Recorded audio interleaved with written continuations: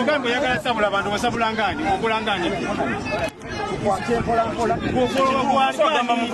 Unali mu uniform kwani aina bwakuya kati yagala bakubangani kwe kubanga mabiri byaganye nana mubaka wa okulangani kwe abantu bageze bagize awa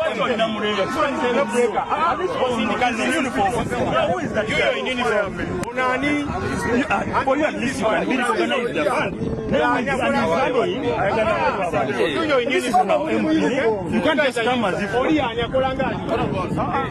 want to understand. You guys are in uniform. That one has a stick in there. Who is he? To beat people.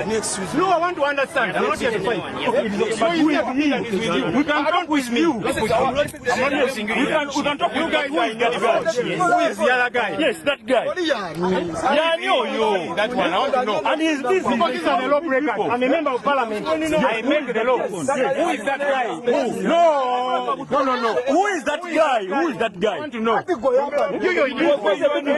that guy? People. I know Yakuba Bantu. Who